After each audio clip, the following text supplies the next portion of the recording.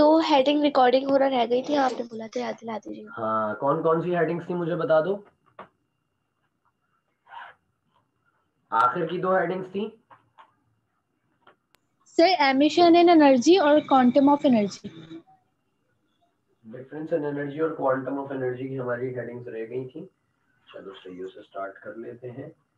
देखो हमारे पास कल की क्लास का थोड़ा सा एंड मिस था, इसकी वजह से हम जो है वो ये बात नहीं कर सके, तो मैं उसको लिख रहा हूँ कि हमारे पास था सबसे पहले क्वांटम ऑफ एनर्जी हमारे पास पहले है, तो क्वांटम ऑफ एनर्जी को कर लेते हैं पहले।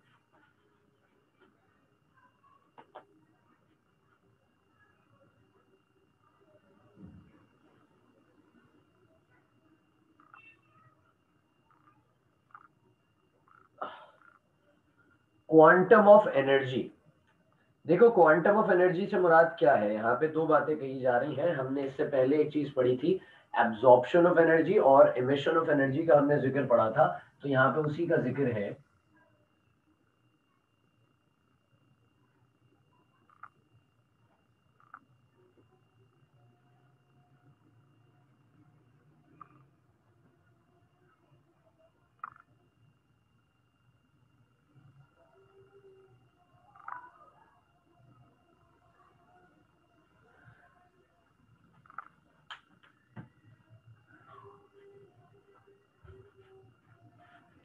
कह रहे हैं द एब्जॉर्प्शन और emission of energy is discontinuous process.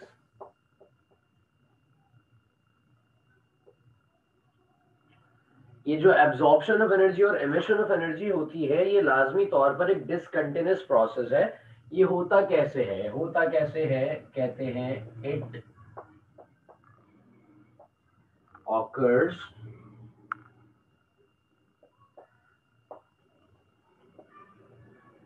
in energy packets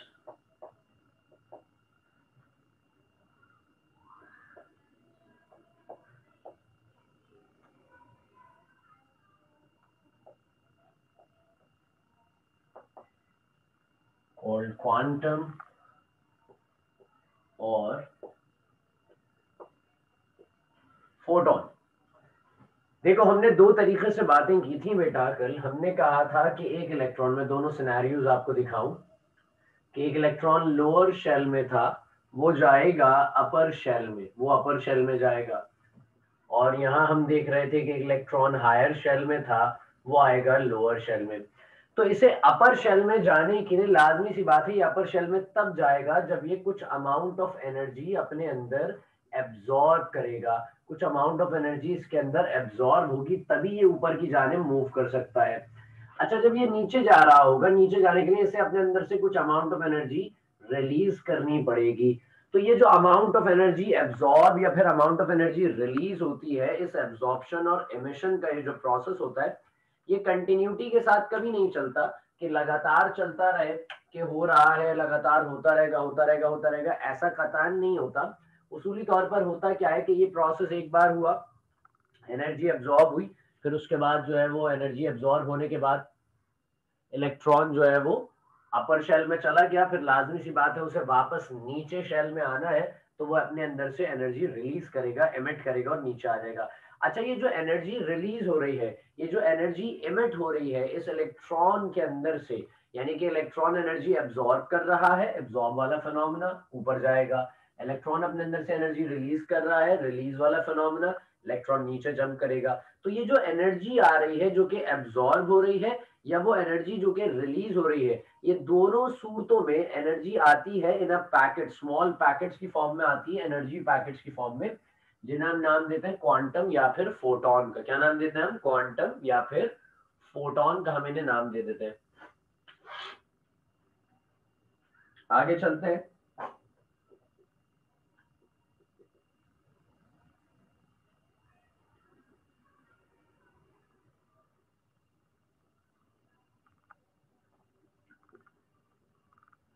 अब मिसाल ऐसी है, डिफरेंस इन एनर्जी की बात कर रहे हैं कि भाई एक इलेक्ट्रॉन लोअर शेल में था, लोअर शेल से हायर शेल में जा रहा है, एक इलेक्ट्रॉन हायर शेल में था, हायर शेल से लोअर शेल में आ रहा है। They are the both different scenarios. एक सिनेरियो ये है, कंडीशन ये है और दूसरी कंडीशन ये है। कहा जा रहा है या तो इलेक्ट्रॉन हायर शेल में मूव कर रहा है या इलेक्ट्रॉन लोअर शेल में मूव कर रहा है। दोनों सूरतों में जो इसकी मूवमेंट हो रही है, दोनों सूरतों में ये जो मूवमेंट है, इन दोनों सूरतों के अंदर इसकी एनर्जी में कुछ डिफरेंस आ रहा होगा, कुछ फर्क आ रहा होगा, कुछ अमाउंट ऑफ एनर्जी होगी जो कि चेंज हो रही होगी। तो उस डिफरेंस को कैसे कैलकुलेट करते हैं लिखते हैं जरा।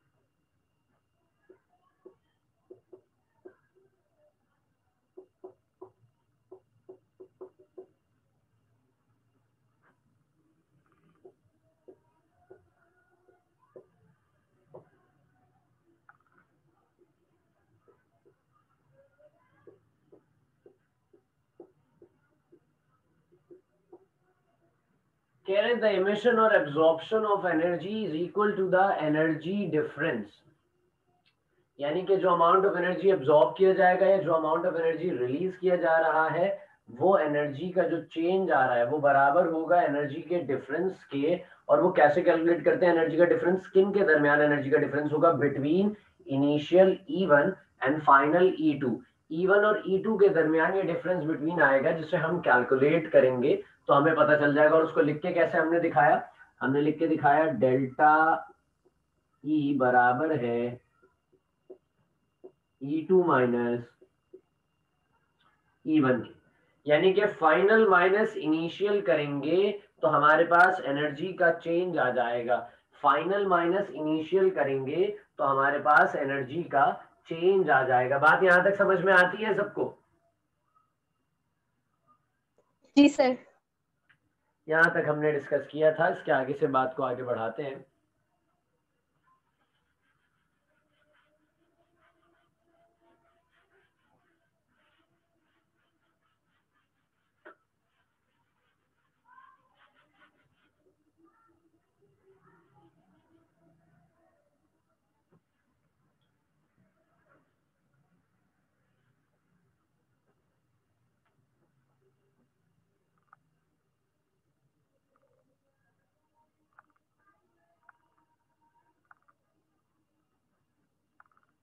चलिए नेक्स्ट और आखिरी पोस्टुलेट की जानिब चल रहे हैं।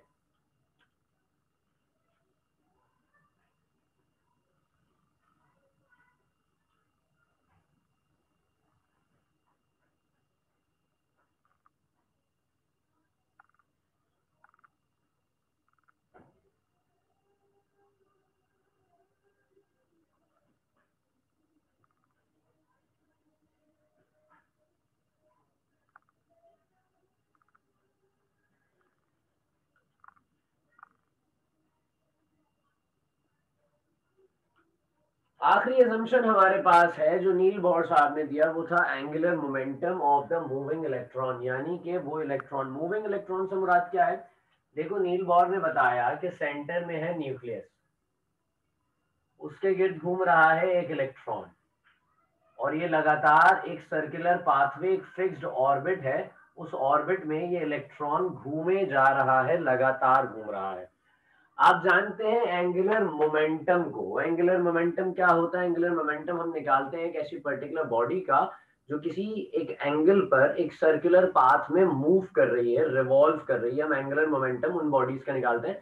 नॉर्मली हम बात करते हैं कि यार एक फिक्स्ड पाथवे है, उसके ऊपर कोई चलने वाली चीज जो है उसका हम एंगुलर मोमेंटम कैलकुलेट करते हैं। वो स्टेशनरी चीजें भी होती हैं कुछ और उसके अंदर हमारे पास मूविंग, हम एंगुलर मोमेंटम मूविंग चीजों का निकालते हैं। लेकिन हमारे पास यहाँ पे जो स्टेशनरी चीज है, जो फिक्स्ड मौजूद है, जो अपनी जगह पर फिक्स्ड है, वो है ऑर्बिट्स। ऑर्बिट्स यानी कि वो रास्ता, रास्ता अपनी जगह पर फिक्स है लेकिन उस पर जो इलेक्ट्रॉन है वो कंटिन्यूसली मूव कर रहा है, रोटेट कर रहा है, तो हम उसका एंगुलर मोमेंटम निकालेंगे, आइए लिखिए।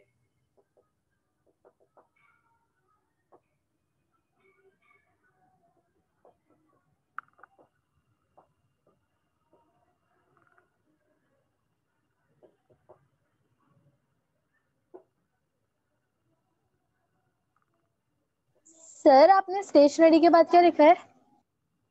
Stationery states were only those orbits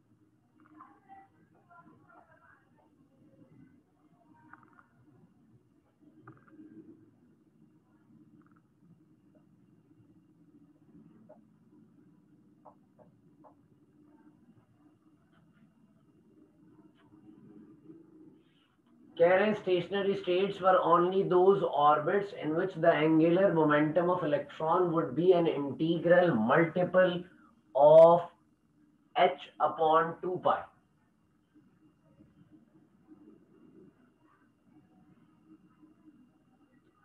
देखो किसी भी चीज का जब एंगुलर मोमेंटम पर बात करते हैं ना, तो वो एंगुलर मोमेंटम कहते हैं mvr को। एंगुलर मोमेंटम किसी भी बॉडी का हो तो उसे हम कहते हैं mvr। एंगुलर मोमेंटम एक इलेक्ट्रॉन का, क्योंकि हम एटॉमिक लेवल पे, सब एटॉमिक लेवल पर बात कर रहे हैं, बहुत छोटा ऑब्जेक्ट है, हम उस पर बात कर रहे हैं, तो उस एंगुलर मोमेंटम में हमने बताया integral of h upon 2 pi है, तो ये आ गया nh upon 2 pi. mvr equals to nh upon 2 pi. अब मैं यहां पर आपको समझा दूं कि कौन सी चीज क्या है। m है मास ऑफ इलेक्ट्रॉन, वो ऑब्जेक्ट जो मूव कर रहा है। v उसकी वेलोसिटी है कि किस वेलोसिटी से मूव कर रहा है। r रेडियस है, जिस पाथवे पे, जिस सर्कुलर पाथवे पे वो मूव कर रहा है, लाजमत है वो एक सर्किल बना रहा है। ऑर्बिट जो है, बेसिकली ये जो ऑर्बिट है, इस ऑर्बिट का एक रेडियस होगा ऐसी, तो यहाँ r वो रेडियस है। n की बात कर रहे हैं, n नंबर ऑफ ऑर्बिट है, पहला ऑर्बिट, दूसरा orbit, k l m n o p हमने पढ़ा था ना, तो n यहाँ पे वो ऑर्बिट का नंबर है। h यहाँ पे क्या है? h प्लैंक्स कांस्टेंट है। h क्या चीज है? प्लैंक्स कांस्टेंट है। और नीचे आ गया 2 यानी कि नंबर, और पाई को आप जानते हैं 3.142। बात यहां तक समझ में आ गई? सर ये किस चीज का है, मतलब फॉर्मूला? ये फॉर्मूला है angular momentum of moving electron का। एक इलेक्ट्रॉन जो कि किसी भी ऑर्बिट में, किसी भी शेल में घूम रहा है, उसका अगर आपको एंगुलर मोमेंटम कैलकुलेट करना है तो उसके लिए ये फॉर्मूला हमें लगाना पड़ेगा।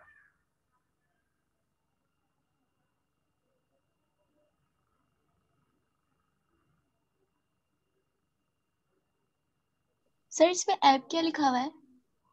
m मास होगा, v वेलोसिटी होगी, r रेडियस होगा, रेडियस ऑफ ऑर्बिट होगा, n नंबर ऑफ ऑर्बिट होगा, h प्लैंक्स कांस्टेंट होगा, 2 नंबर है, और पाई की वैल्यू होती है कांस्टेंट।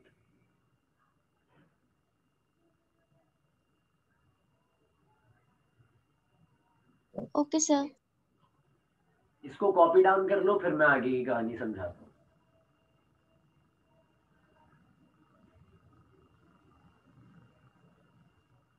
सर कॉपी कर लिया है। देखो भाई, हमने सबसे पहले पढ़ा रदरफोर्ड एटॉमिक मॉडल। बहुत अच्छा एटॉमिक मॉडल था भाई, सारी चीजें उसमें बहुत अच्छे से समझाई गई, लेकिन कुछ गलतियां हो गई। कुछ रदरफोर्ड एटॉमिक मॉडल में हमारे पास कुछ गलतियां हो गई, जिससे हम जो है वो उन गलतियों को सही करने के लिए नील बॉर साहब मार्केट में आए, और नील बॉर साहब ने आने के बाद उन तमाम गलतियों को सही किया। अच्छा, अब जब नील बोहर साहब आ गए तो नील बोहर साहब ने अपना एक एटॉमिक मॉडल प्रपोज किया। उन्होंने प्लैंक्स क्वांटम थ्योरी की मदद से प्लैंक्स का सहारा लिया और उनकी थ्योरी की मदद से अपना एक एटॉमिक मॉडल प्रपोज किया।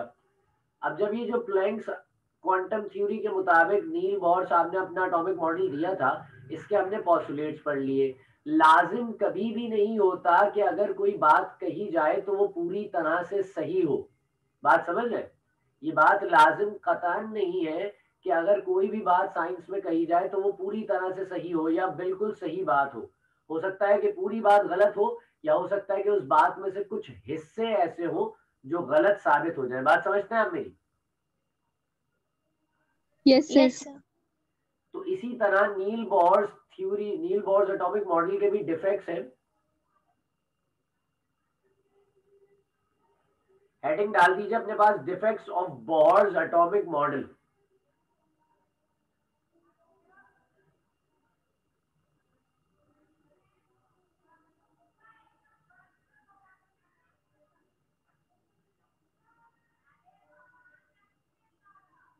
स्टार्ट करूं मैं लिखवाना?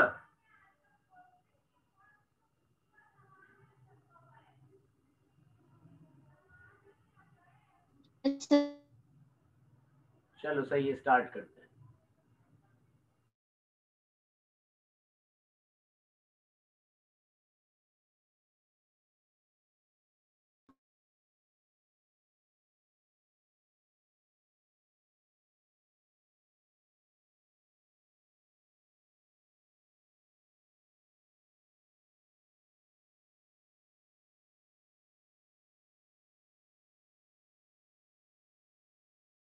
से स्किप।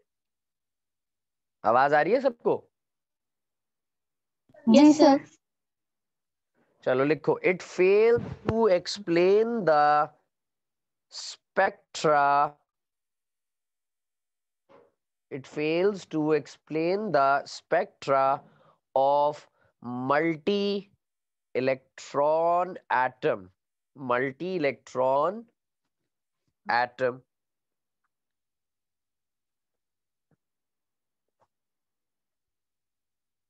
Next point लिखिए, it fails to explain the, it fails to explain the fine structure,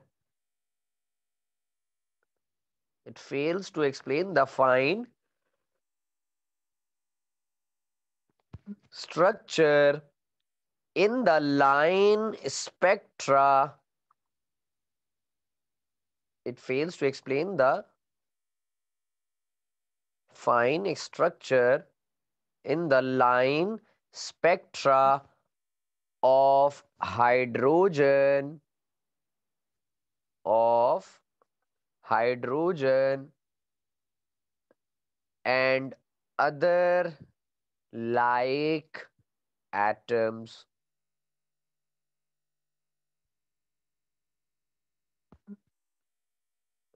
next point लिखवाऊं? सर अदर के बाद क्या बोले? Other like, LIKE, like atoms.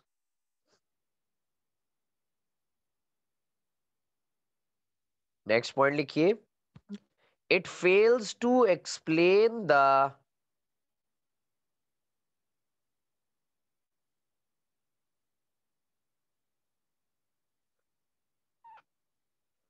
it fails to explain the wave nature of electron. It fails to explain the wave nature of electron.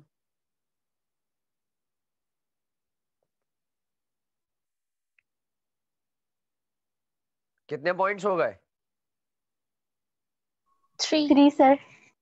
चौथा point लिखते हैं, लिखिए, the electron is moving,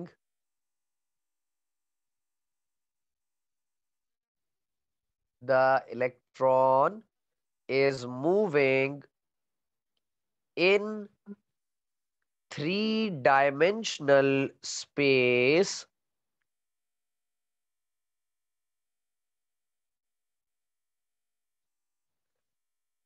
the electron is moving in 3 dimensional space, bracket में capital letter से लिखिएगा X Y Z, capital letter से आना चाहिए,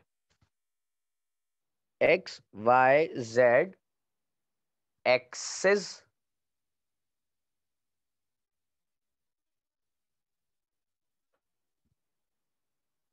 ब्रैकेट क्लोज कीजिए, and they are not fixed, and they are not fixed in circular orbit,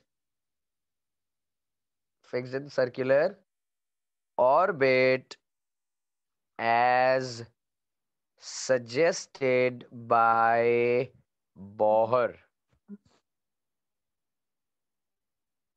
sir circular orbit के बाद बताइएगा। As suggested by Bohr. Sir ji बेटे, सर इस पॉइंट पे आपने एक्स वाई जेड के बाद एक्सिस लिखवाया, एक्सेस लिखवाया है। Axis axis x axis y axis z axis होता है, ए एक्स आई एस कौन ओ एक्सिस है, सर लिख लिए। एक बार जरा रीड करो, पहले बोर्स एटॉमिक मॉडल के जितने पॉस्टुलेट्स है ना उनको एक बार अच्छे तरीके से रीड कर लो, फिर उसके बाद हमें इसको समझने में जरा आसानी रहेगी कि खामियां क्या थी, गलतियां क्या थी। जल्दी से सारे पॉइंट्स को रीड कर लो एक बार।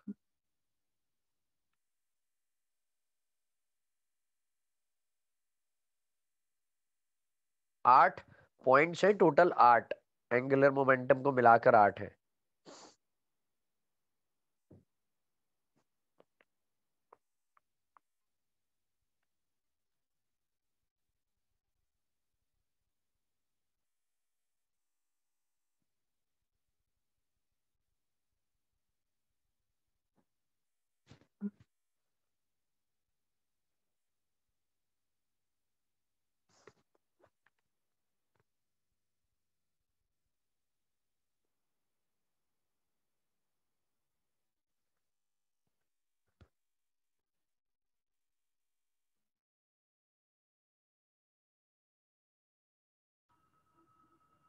चलिए स्टार्ट करते हैं।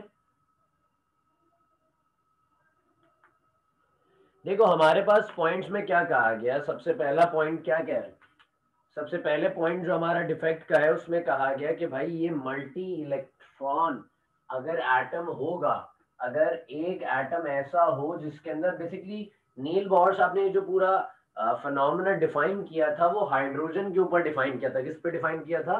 हाइड्रोजन के ऊपर उन्होंने डिफाइन किया था इस पूरे फिनोमेना को। अब इस पूरे फिनोमेना के अंदर अगर हाइड्रोजन के पास तो एक ही इलेक्ट्रॉन है तो वो एक ही ऊपर वाले शेल में या निचले शेल में जाएगा। अगर यहाँ पे सवाल ये है कि अगर एक ऐसा एटम आ जाए जिसके अंदर एक से बहुत ज्यादा इलेक्ट्रॉन्स की तादाद पाई जा रही हो तो फिर आप क्या करेंगे?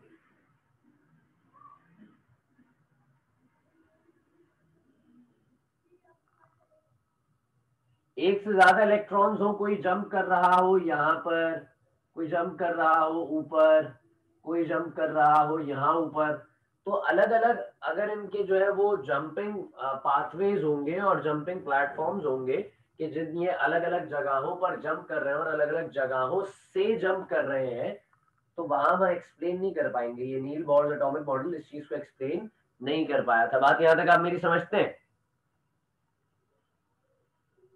जी सर। फिर उसके बाद हमसे कहा गया कि भाई it fails to explain the fine structure of line spectra of hydrogen and like other atoms. अब मिसाल के तौर पर अगर हाइड्रोजन एटम की ही बात की जाए जिसमें सिर्फ एक शेल है, सेंट्रल न्यूक्लियस है, ये इलेक्ट्रॉन जंप करेगा एक्साइटेड स्टेट में अपर की जानिब, अपर शेल की जानिब जंप करेगा, तो यहाँ पर एक लाइन स्पेक्ट्रा बनेगा। उसको प्रॉपरली डिफाइन नहीं किया गया एक फाइन अंदाज में कि किस कलर का लाइट किस कलर की निकलेगी, यानी कि जो शेड बनेगा स्पेक्ट्रम वो किस कलर का बनेगा, जो लाइट होगी क्या वो विजिबल लाइट होगी या नहीं होगी। तो ये बातें एक्सप्लेन नहीं की गई थी। लाइन स्पेक्ट्रम को भी फाइनली एक्सप्लेन नहीं किया गया था कि किस तरह से लाइन स्पेक्ट्रम आपका बनकर तैयार होगा। तीसरे पॉइंट की जानिब चलते हैं। आपको याद होगा हमने इस चैप्टर के शुरुआती वक्त में एक टॉपिक पढ़ा था, क्रुक्स ट्यूब एक्सपेरिमेंट, ऐसी है, पढ़ा था या नहीं पढ़ा था? Yes sir. जी सर पढ़ा था। क्रुक्स ट्यूब एक्सपेरिमेंट में हमने देखा था नेगेटिव टर्मिनल से कोई रेज निकली थी और वो रेज चली गई थी पॉजिटिव टर्मिनल पे। वो रेज के अंदर नेगेटिवली चार्ज पार्टिकल्स थे, यानी कि इलेक्ट्रॉन्स थे। नेगेटिवली चार्ज पार्टिकल्स यानी कि क्या थे उनके अंदर? इलेक्ट्रॉन्स मौजूद थे। तो इलेक्ट्रॉन उस वक्त जो मूव कर रहा था वो कैसे मूव कर रहा था? वेव। यहाँ एटम में जो इलेक्ट्रॉन होता है वो क्या होता है? पार्टिकल। तो इलेक्ट्रॉन तो दोनों तरह का नेचर रख रहा है, जैसे लाइट आपकी पार्टिकुलेट नेचर भी रखती है और वेव नेचर भी रखती है, इसी तरह से इलेक्ट्रॉन भी दोनों तरह के नेचर रख रहा है। लेकिन नील बोर्स एटॉमिक मॉडल के थ्रू हम इस वेव नेचर को समझ नहीं पाए। नील बोर ने इस वेव नेचर को इलैबोरेट नहीं किया, डिफाइन नहीं किया था। बात समझ में आती है? Yes sir. आखिरी पॉइंट की जानिब चलते हैं, इसके डिफेक्ट्स के। देखो, नील बोहर ने कहा कि एक फिक्स्ड सर्कुलर ऑर्बिट है, इलेक्ट्रॉन उसी पे घूमे जाएगा लगातार उसी पे रिवॉल्व करता रहेगा। लेकिन एक्चुअली ऐसा नहीं होता, एक्चुअली कुछ और होता है। ये पॉजिटिव एरिया न्यूक्लियस आ गया,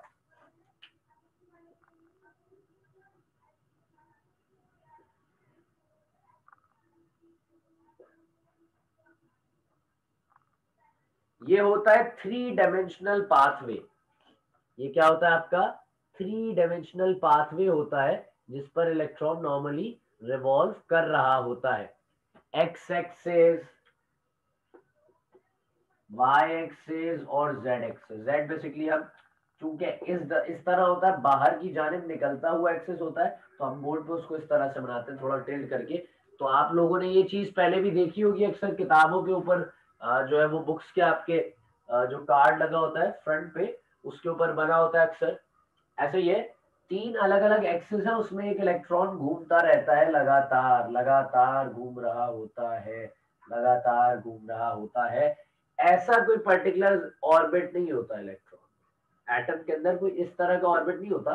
एटम में इलेक्ट्रॉन की मूवमेंट जो है वो 3 अलग-अलग एक्सिस में होती है, एक्स एक्सिस, वाई एक्सिस और जेड एक्सिस। तो ये बात एक्सप्लेन नहीं की थी नील बोर साहब ने। नील बोर ने कहा था कि भाई एटम के अंदर एक फिक्स सर्कुलर ऑर्बिट है जिसपे इलेक्ट्रॉन घूमे जा रहा है, जिसे हमने शेल का नाम दिया था। तो ऐसा नहीं होता, इलेक्ट्रॉन 3 डायमेंशनल वे में घूमता है। हाँ, अलबत्ता ये जो 3 डायमेंशनल वे है, it is called a shell. ये शेल कहलाता है जिसमें वो 3 डायमेंशनल वे में घूमता है, लेकिन एक कोई पर्टिकुलर और जगह नहीं है, पर्टिकुलर जो है वो मूवमेंट नहीं है कि यार सिर्फ ऐसी घूमेगा जेड एक्सिस, सिर्फ एक्स एक्सिस, सिर्फ वाई एक्सिस, ऐसा नहीं होता। तीनों एक्सिस पे इलेक्ट्रॉन मूव करता रहता है। बात यहां तक समझ में आती है?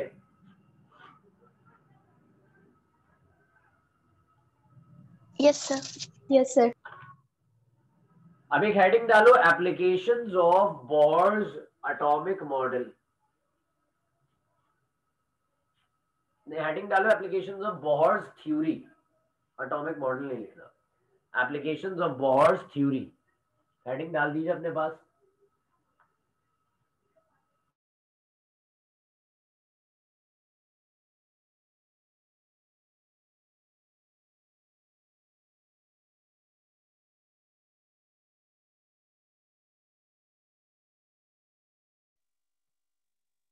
स्टार्ट करूं लिखवाना? Yes sir. चलिए स्टार्ट करते हैं। इसके भी कुछ पॉइंट्स हैं कि जो नील बोर्स का एटॉमिक मॉडल था, इसकी एप्लीकेशंस क्या हैं, क्या इसके फवायद हैं, कहाँ किन किन चीज़ों के लिए हम इसे इस्तेमाल कर सकते हैं। तो आपने ऊपर कुछ पॉइंट्स पढ़े थे, उन्हीं पॉइंट्स से हमने डिफेक्ट्स के एस्पेक्ट्स को भी देखा। आइए अब जरा कुछ पॉजिटिव एस्पेक्ट्स देखते हैं। पहला पॉइंट लिखिए, it explains the it explains the stability it explains the stability of atom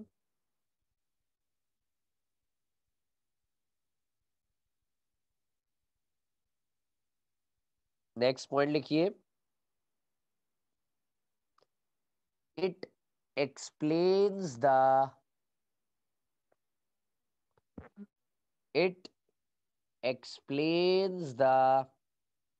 emission spectrum. It explains the emission spectrum. Next point लिखिए, एक एमिशन स्पेक्ट्रम बताया था और कौन सा स्पेक्ट्रम डिफाइन किया था नील बोहर ने?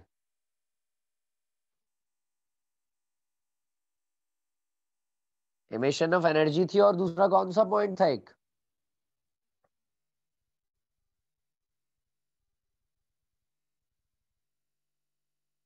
क्या बोल रहे थे? मैंने पूछा, हमने सेकंड पॉइंट लिखा है, it explains the emission spectrum. Explain करा था एमिशन स्पेक्ट्रम को नील बोहर साहब ने। तो हमने जब नील बोहर के पोस्टुलेट्स पढ़े थे उसमें एमिशन ऑफ एनर्जी यानी कि एमिशन स्पेक्ट्रम समझाया था, और इसके अलावा एक और कौन सा स्पेक्ट्रम था एमिशन के अलावा? Absorption of energy. Next point बिल्कुल आपका हो गया, it explains the absorption spectrum.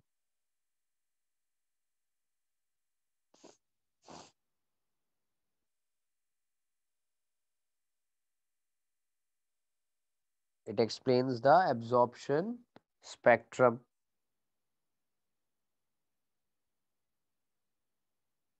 Next point लिखे, लिखिए it explains the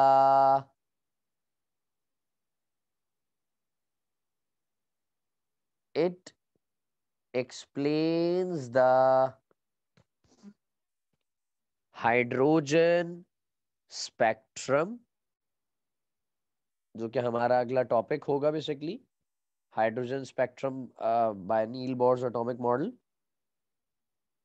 It explains the hydrogen spectrum.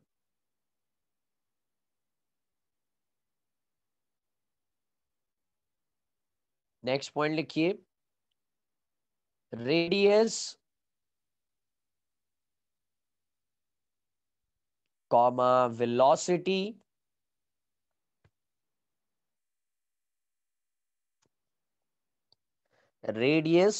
velocity, energy of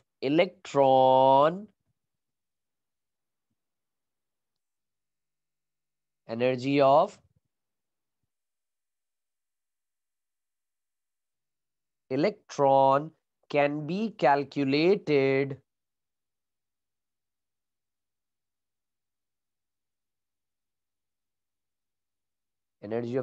can be calculated by Bohr's theory.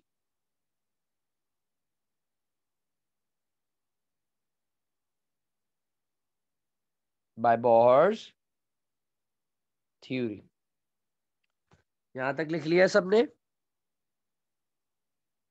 Yes sir.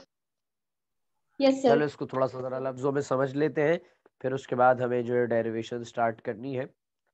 देखो, नील Bohr साहब ने बेटा एक एटम में से इलेक्ट्रॉन एनर्जी कब रिलीज करेगा, एक एटम के अंदर इलेक्ट्रॉन एनर्जी एब्जॉर्ब करेगा तो क्या होगा, इन तमाम चीजों का फिनोमेना सबसे पहले नील बोहर साहब ने ही दिया।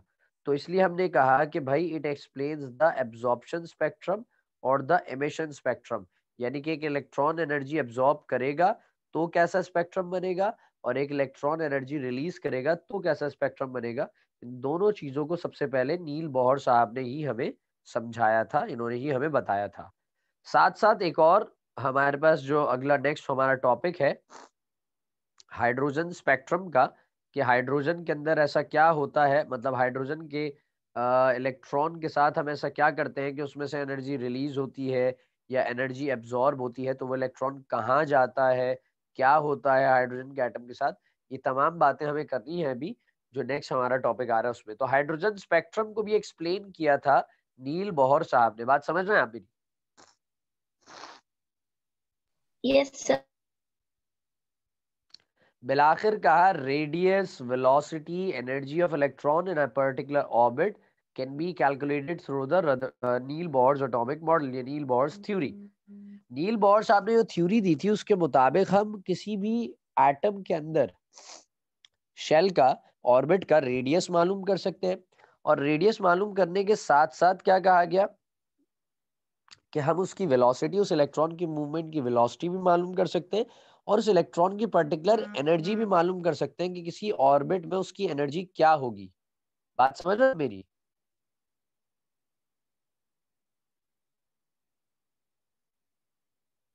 Yes sir. यहां तक किसी का कोई सवाल, कोई ऐसी बात जो पूछनी हो तो मीटिंग रीज्वाइन कर लेते हैं, लेस देन अ मिनट रह गया, आ जाओ।